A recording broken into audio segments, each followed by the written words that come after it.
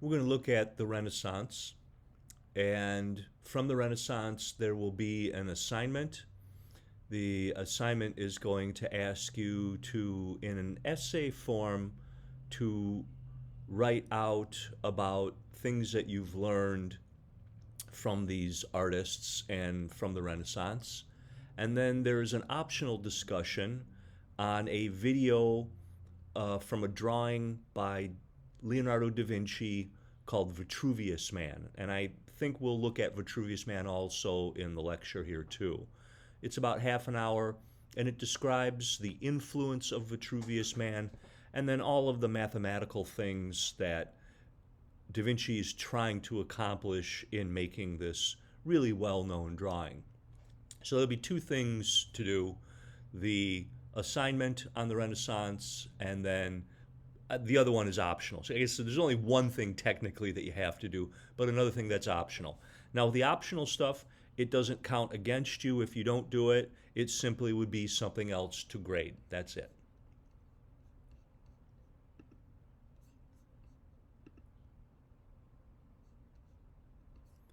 So the Renaissance from 1400 to 1600 is a rebirth of Greek and Roman learning.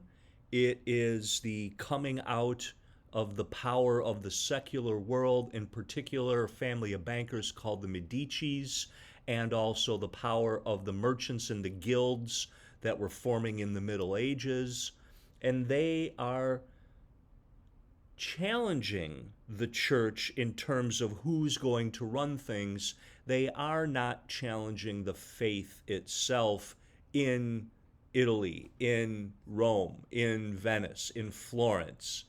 However, by the end of the Renaissance, as we get to the Northern Renaissance, in Germany and in France and England, they are going to break away from the Catholic Church and start their own churches. The Reformation is what this is called.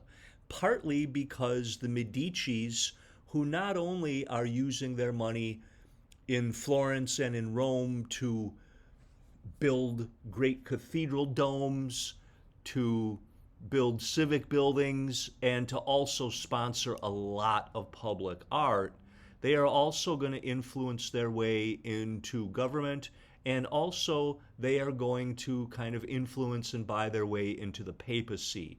And it'll be Pope Leo, one of the Medici popes, who his corruption in selling salvation in the forms of the indulgences, where rather than being a decent person, going through penance and making your way towards heaven, you will be able to buy forgiveness for your sins in the form of a written indulgence.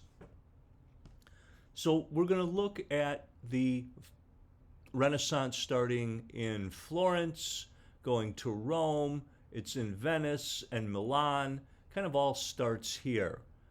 And part of what's happening is we are seeing Greek and Roman texts coming from the Islamic institutions that were in Spain that were being copied, and they are slowly making their way west here.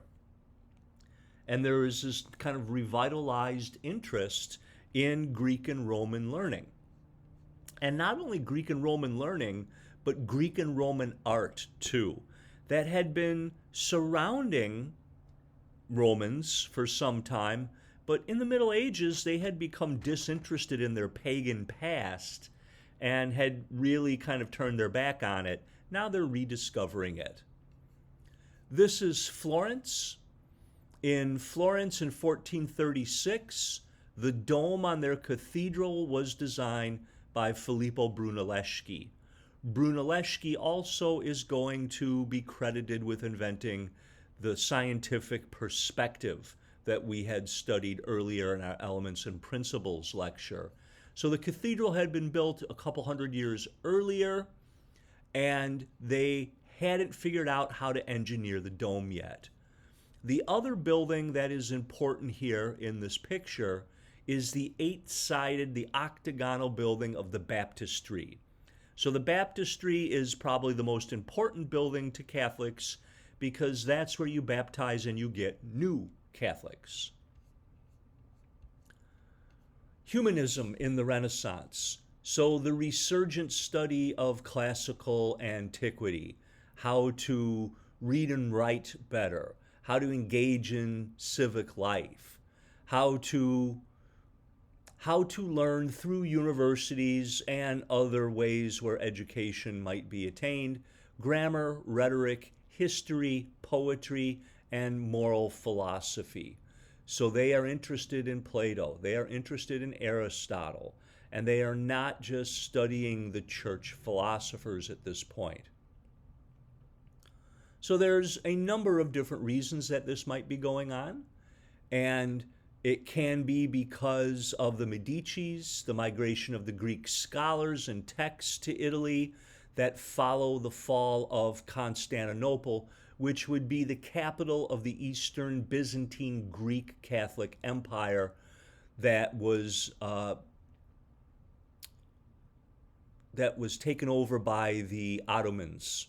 And the Ottomans are ultimately, they're going to close off the Silk Road, which is going to, in this time period also, this is going to force this great age of exploration where the Europeans are going to build ships, giant ships with lanterne sails, 3 masts, brass cannons, and they are going to try to figure out how to trade with China and India without using a land route that is dominated by Muslim Ottoman Turks. So they're going to work their way around Africa. They're going to ultimately go west, and the discovery of the Americas by the Europeans is going to happen there. So there's a new form of kind of globalism happening in this age as well. Cosimo de' Medici, he is a banker. He is taking now the massive amounts of money that are being made by merchants in cities. He is protecting that money. He is helping them to become kind of capitalists in a way where they can use their money to invest in businesses without necessarily doing the labor or managing those businesses. And he is also really interested in supporting the humanists, in particular Marsilio Ficino, and his grandson Lorenzo the Magnificent. They are going to study the humanities. Here we're looking at this idealized painting by Sandro Botticelli. He did The Birth of Venus.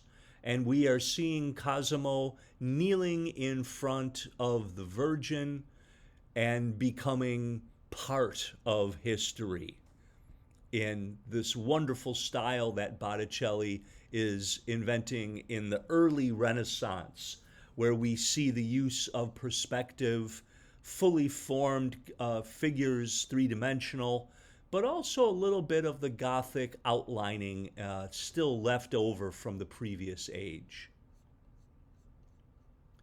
Lorenzo is going to rule Florence indirectly through surrogates in the city, the city councils, through threats, through payoffs, through marriages. Florence is going to flourish under Lorenzo. He is reigning as a despot, and there's no real political freedom. However, he is maintaining peace between the different city-states, and he also is encouraging the arts. Artists like Verrocchio, who is the master that teaches Da Vinci. He is going to include in his court Verrocchio, Da Vinci, Botticelli, Michelangelo. They are all going to be hanging out in his palace, along with scholars like Petrarch, humanists who are also teaching the ancient Greek and Roman ways. This is a bust of Lorenzo done by Verrocchio, carved out of wood. So here we're seeing the difference between the Gothic and the Renaissance sculpture. So this is still in the Gothic era here with St. Theodore, this is still a little more natural than the earlier Gothic stuff. We are getting a sense that there is a bit of a body under here, but not like Donatello. So in the early 1400s, this is 1411 to 1413, we are looking at a nearly 8-foot sculpture of Saint Mark. Saint Mark has veins in his hands. His head has furrows in his brow. He is in a full contrapposto. And notice that the draperies that he is wearing appear to be hanging over a real anatomy, which you don't get that sense here with St. Theodore. So what he did is before he carved this out of marble, he modeled a clay version of it, and then that clay version, he then covered it with actual cloth to see how the draperies would look on a body, and achieves a new naturalism that hasn't existed for over 1,000 years since the fall of Rome. Another one, I think, of the really important moments in the early Renaissance is Lorenzo Ghiberti, and Ghiberti doing the Gates of Paradise. The Gates of Paradise are the doors for the baptistry. The doors are funded by one of the guilds, and he is going to spend a number of years creating the bronzes for those doors. And the bronzes have a new sense of three-dimensional space, going from high to bas relief, and they have a magnificent quality to them that Michelangelo called these the Gates of Paradise. Brunelleschi, who created the dome for Florence Cathedral, he also is going to create a scientific perspective with the principle that parallel lines converge at the horizon. And he is figuring out how to make vanishing points, and also able then, by setting up a grid, to create believable three-dimensional space. We see artists using this, like Perugino in his delivery of the keys, or Christ giving keys to St. Peter. We see this sense of believable space, larger figures in the front, smaller figures in the back, chiaroscuro, fully lit, and also believable space with atmospheric perspective. This is one of the great frescoes on the second floor of the Sistine Chapel, and will be there when Michelangelo comes along later to do the ceiling. So also, Brunelleschi figures out how to put the dome on Florence Cathedral. He does this by creating basically two domes, an interior dome and an exterior dome, and then having metal bands that hold it all together, almost like the way that a wooden barrel might be held together with steel bands. Then it's frescoed on the inside, kind of hiding the structure of it. He also is creating the hoisting machines as well. So he's an engineer, he invents perspective, and he also puts on the dome in Florence Cathedral. That's Brunelleschi. Masaccio is considered to be one of the early great artists using perspective. Here in the tribute money, we are seeing a single point perspective that is vanishing architecture, that is setting up the space where the people are all gathered in an ensemble. We have a smaller person here on the far left. It is a great example that other artists are going to study in terms of how to accomplish perspective. Botticelli, who we have seen already, he is, again, another one of the great artists in the early Renaissance, mastering anatomy, mastering perspective, and mastering the smoky three-dimensional shadow to light called chiaroscuro. Those three elements make up really what can define most art in the Renaissance. And here we're looking at the birth of Venus, an image that we have seen before. Now, the Medici Palace is designed between 1444 and 1484 by Bartolomeo. He has created this kind of fortress-like palace in Florence with three different types of masonry, and the different types of masonry are representing different eras of the Roman era, the lower one being the older Roman style. The open courtyard was where you could meet the patriarch, you could meet the paterfamilias representing the Medicis during the day. There was security. Michelangelo created the windows here with the brackets on them. The Medicis would have lived on the second floor, had parties on the second floor, and then their guests, the artists that were staying, the scholars that were staying, and then all of the staff would stay on the third floor. What's interesting is when you look at from the outside of the palace, that looks very foreboding. The inside, notice all the white marble on the inside has an entirely different feel in the open courtyard here. The open courtyard that is very similar to the Roman villas that we saw in ancient Rome. The windowsills were designed by Michelangelo when he lived there with the Greek pediments, and then also he has these consoles supporting the windowsill that kind of look like they might be a pair of legs or are kneeling. These consoles and this architecture, Michelangelo is going to investigate later in his career as well. One of the great works of art, maybe my favorite work of art, is the vestibule that Michelangelo designs for the Medici Library.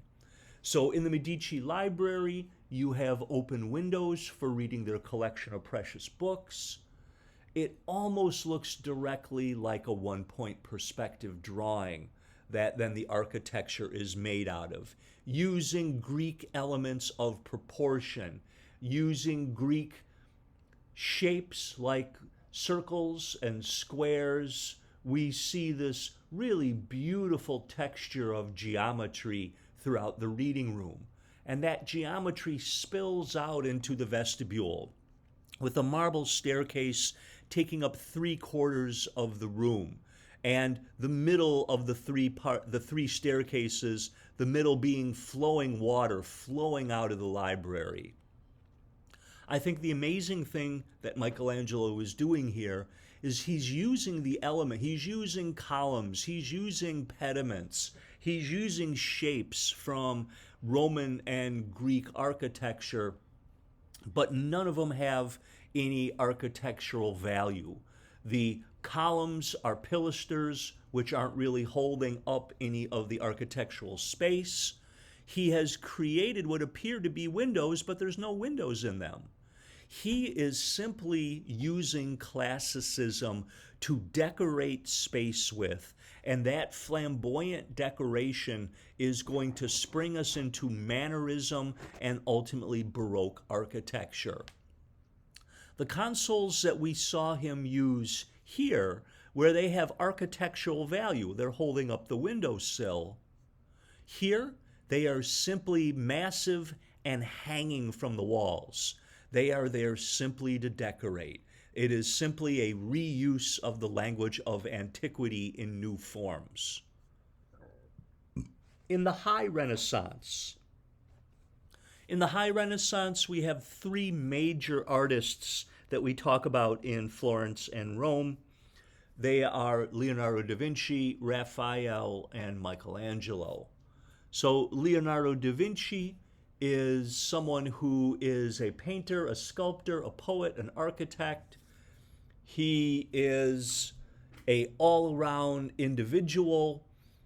intellectual, he's a musician, he's an engineer and a scientist. Michelangelo is also a painter, a sculptor, a poet, and an architect. And then Raphael might be the best of them in terms of painting. The entire French academic system in the 1700s is based around his paintings. We are looking at an oil on wood by Leonardo da Vinci, the Madonna and Child. Madonna is sitting on her mother's lap, St. Anne. You are looking at atmospheric perspective in the background, a smoky chiaroscuro called sfumato, and then a darkened tree anchoring this composition, the triangular composition of the child, the mother, and the grandmother, and a kind of foreboding tree that maybe perhaps this child is going to be crucified upon. Da Vinci is a restless mind working in sketchbooks. He is educated by the painter Verrocchio. He is working for several dukes who are funding him, and he is doing anatomical drawings. He is one of the first artists to cut open cadavers to see how the human body operates. He's drawing the heart and the vascular system. He's also doing one of the first scientific drawings of a fetus in utero. His Vitruvian Man is created somewhere around 1487. It is pen and ink on paper. There is a small hole in the belly button where he is using a compass to create the circle. We are looking at a kind of equilibrium of elements that have a proportional relationship to them. He is interested in the body as a kinetic, moving sculpture. He is interested in the relation of the body to Plato's forms. And Vitruvius Man is one of his great enduring drawings. He also kind of reinvents portraits. Portraits had been done side view to look like coins, or they were done symmetrically. He does the three-quarter portrait, where the figure isn't looking at you symmetrically, but in three quarters. And so the figure has a sense of really rounding out. We see in an early portrait a girl holding an ermine, where he is a little more crisp. He has, his chiaroscuros are a little bit lighter.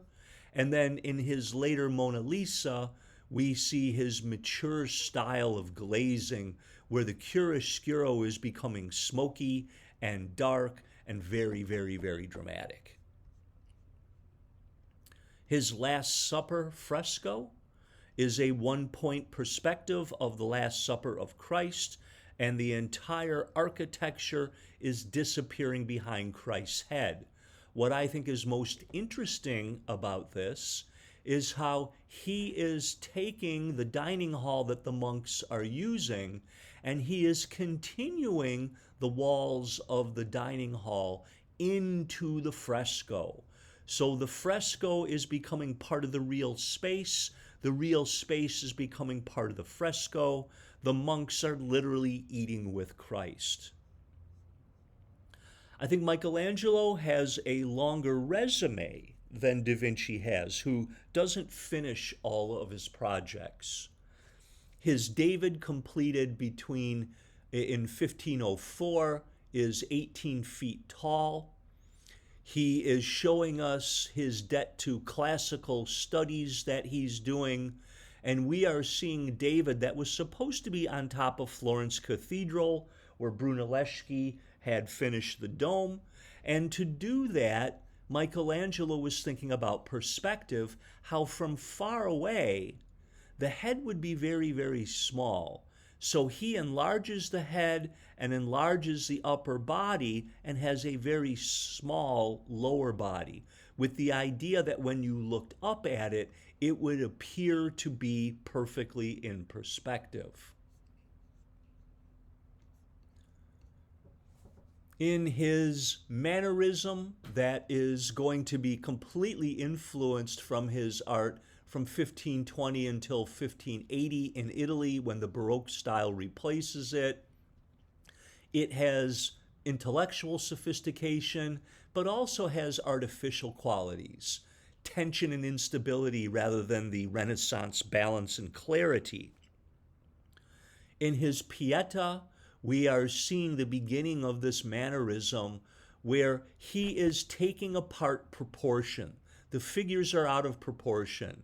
You have a fully grown man sitting in the lap of a fully grown woman whose femur bone has been extended so he can sit on it. We are also looking at a very young virgin who wouldn't probably be the age that you would expect to have her fully grown child in her lap. So he is playing with logic, he is playing with proportions, and he's going to continue to do that in the Sistine Chapel as well. He paints the ceiling between 1508 and 1512, inventing a scaffolding that could be moved rather than pounded into the walls. You already, in the early Renaissance, had a number of frescoes already created by artists like Botticelli, and we had seen a Perugino's Christ giving the keys to St. Peter's. In the ceiling, he is going to create the illusion of architectural space in dividing biblical stories that culminates in Adam getting life from a very muscular, sexy God with muscular legs and a short skirt who is holding Eve under his cloak.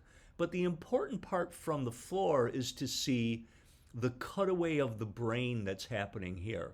So it's not that he's getting life from God, he is getting a brain. So you're seeing a brain with a brain stem here, and that is what God is giving Michelangelo's Adam. So the stories were decided by Michelangelo where they would go. Around the stories, we have prophets and sibyls that he is painting in fresco and doing it flawlessly, and much of it in really, really great senses of proportion. By the time he does the Last Judgment, so the Last Judgment is at the end of the Sistine Chapel. This is where the Pope holds Mass. Cardinals would be seated up here. And in his Last Judgment, we see in the 1530s, so about 30 years after he has done the ceiling, right? He's fairly young when he does the ceiling. He is getting old when he's doing the Last Judgment. This is his mannerism. So he does Christ in the middle. We have nude bodies with their penises showing. That was kind of scandalous. Bodies are raising into heaven on the left side, falling into hell on the right side. And he is taking shots at some people as well, especially anyone in the church that's criticizing his painting of the nude bodies. That cardinal is represented here nude with a serpent entwining him in hell and a snake biting his genitals off. So the mannerism that he's doing, what you'll notice in this are the very muscular torsos that he's just doing over and over and over again. And then the heads are small. So the bodies are elongated. The idea of Greek proportion, the Greek canon of proportion, is no longer interesting to Michelangelo. He is creating something new happening here. He also is going to help finish the plans for St. Peter's Basilica that were started earlier by Bramante. He is going to design the dome and also design the facade.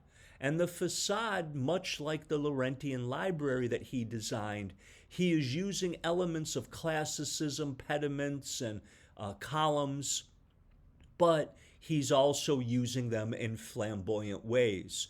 And when you look at the way that the facade undulates in and out in light and shadow, seems very similar to his muscular torsos. So the effect of Michelangelo basically is taking us from the Renaissance architecture that is very much about proportion, about the Roman basilica, about geometric shapes and their purity. And then after Michelangelo, when we get to the Baroque, we are seeing a new kind of architecture that is using elements of classicism, using stucco and other cement forms to make lots of decorations, over the top decorations. And Michelangelo is part of the reason that this new form of architecture and mannerism is going to happen. Raphael, who dies very young, is, I think, the great painter of the group, although certainly Michelangelo does the greatest collection of paintings anyone has ever done in architectural space. That's what I believe. And certainly Da Vinci is certainly a great innovator in painting. I believe that Raphael's early paintings look like he is mastering Da Vinci. So when you see his early work here, where we're looking at the Madonna and Child, the soft chiaroscuros, the sense of the hand that Da Vinci has, but also the deep sense of perspective, atmospheric perspective, all in these very idealized faces here. You can see in the Betrothal of the Virgin in 1504 his complete mastery of everything, his mastery of style and anatomy and drapery and color and perspective. In his later work from 1517, Pope Leo X, this is the pope that is going to be so corrupt that the Northern Reformation is going to happen. Probably Raphael is using a mirror or optics to get a accurate representation of Pope Leo and his nephews who are cardinals. Look at how realistic they are. They're so naturalistic. They're not stylized like they are here and here. These are real people. And I imagine that he is using advanced optics. He's using mirrors, he's using lenses to allow him to get an accurate drawing of the Pope in his robes, and also the kind of way that his nephews kind of look like mafia types. They're kind of rough-looking dudes. They got beards. They're not your typical kind of what you would expect the clergy to look like. And I think we might be able to look at Raphael maybe making some statements about the character of the Medicis here. Probably his greatest painted work is the library, the Stanza della Signatura. In here, he is doing 4 massive frescoes in the Pope's library, and the most famous of them is the School of Athens. And maybe the School of Athens is the greatest single fresco of the entire Renaissance, summing up all of the mastery of ensembling people in believable space, amazing architectural forms. All of the shapes are laid down in perspective beautifully. We see Plato here, Aristotle here, Plato pointing up, Aristotle pointing down, and all of these followers of one or the other, the intellectual realm of the Renaissance, a brooding Michelangelo here, Raphael kind of hiding in the corner here. Really, really, probably one of the great frescoes maybe ever made. Now, his cartoons. So he created 7 large cartoons, 7 large drawings commissioned by Pope Leo for tapestries for the Sistine Chapel. So each of these is on an altar wall.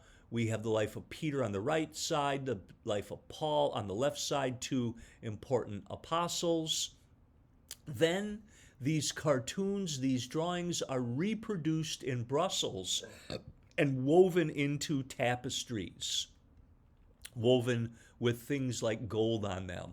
Now, the tapestries are going to be stolen when they have the sack of Rome in 1525, So when Rome is sacked, these tapestries would have been hanging, and then in the chapel today, this is what the first floor normally looks like. So when you walk into the Sistine, there are no tapestries there. What they have done is they have painted empty tapestries with some crests on them and nothing else. And so your eyes really don't look at these painted tapestries. Your eyes begin to go to the second level with the early Renaissance, and notice that you go right to the ceiling, of course, and the giant fresco on the back wall. When the tapestries were there, it's an entirely different view, isn't it? So with the gold shining in the tapestries that you be getting from the clear story here, I think the tapestries really overshadow the paintings. Like, he really outdid Michelangelo. These tapestries would have taken a lot of attention away from the ceiling. And he was paid 4 times as much as Michelangelo was for doing the ceiling. And so these were brought back to the Vatican. They were hung up for maybe a month or two, and now they're back in the museums. But this is what the entire Sistine Chapel is supposed to look like. But really, nobody will ever see it, except for a very brief time where the tapestries were here. And again, the tapestries, I think, rival everything Michelangelo does in terms of your attention for the space. Now, when the tapestries were first here, Michelangelo had not done the Last Judgment yet. So after the tapestries were stolen, that's when Michelangelo is going to come in and paint the Last Judgment. And that's where you get the Sistine Chapel in the form that it looks like today.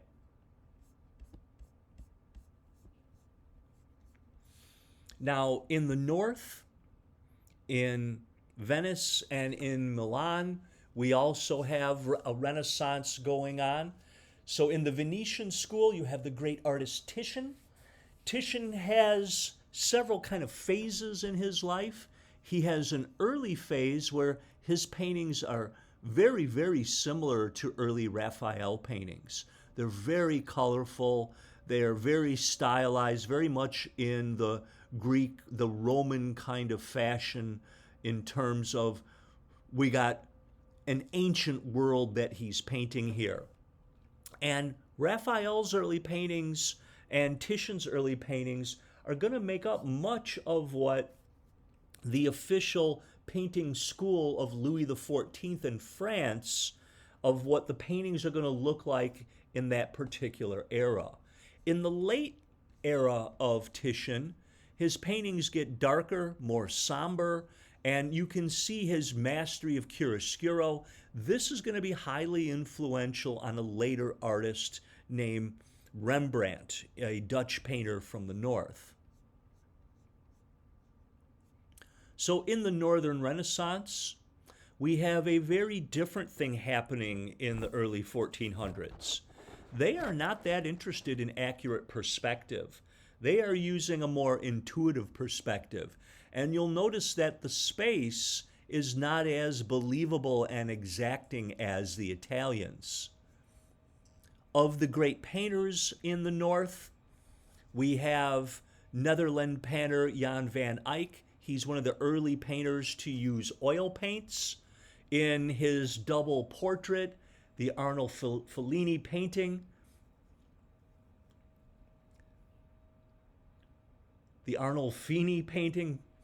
he is showing us a very detailed oil painting from 1434, very early in the Renaissance.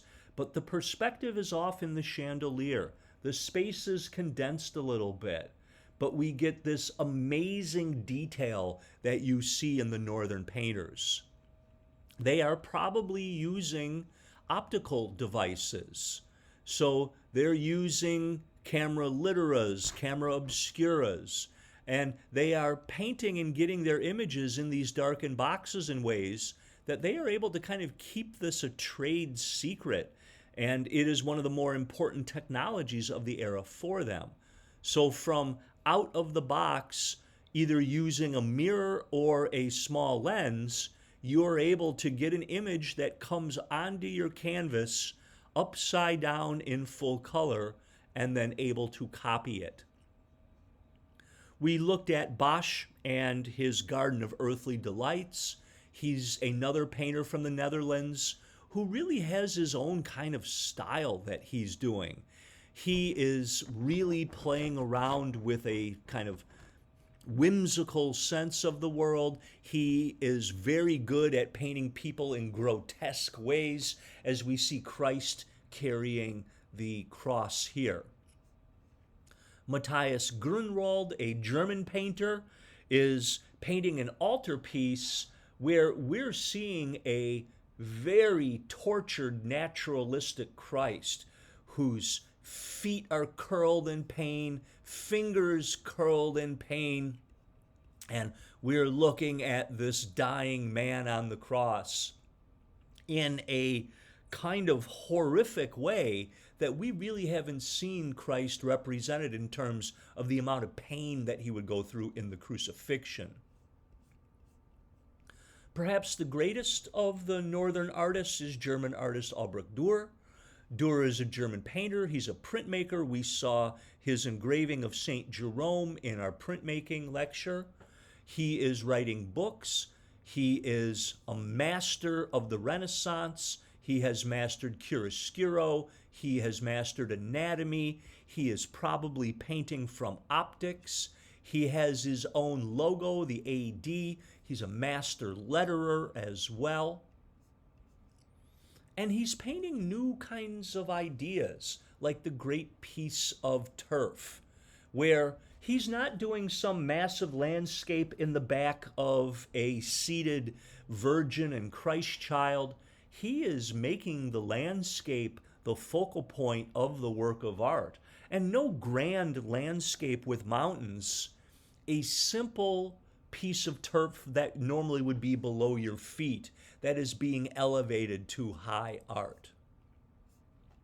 He's also writing books on proportion and is really kind of he is the equivalent of Michelangelo and Leonardo in Germany. Another German artist who spends quite a bit of time in Great Britain, Hans Holbein the Younger, also working in optics. He is probably turning the camera the camera obscura, when you have the light directly parallel to your canvas, you're going to get an image that is perfectly naturalistic and in perfect proportion. But what happens if you turn the canvas to its side and the light isn't coming directly but coming at a skewed angle? That is probably what's going on with the skull here. So this vanitas, this skull, only comes into perfect perspective when you stand on the side of the canvas. For the ambassadors, we are seeing a typical vanitas where they are youthful, they are wealthy, they are smart and well-read, they play instruments, they are world travelers. But again, death comes to everybody no matter how noble you are.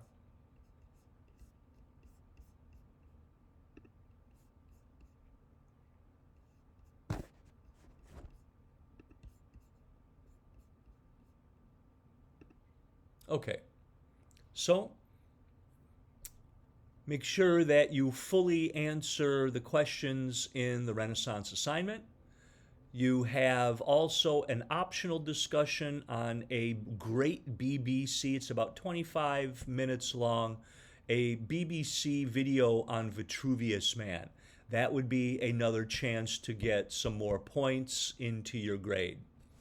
I hope you like the subject matter. Look forward to seeing what you write about the Renaissance. Talk to you soon.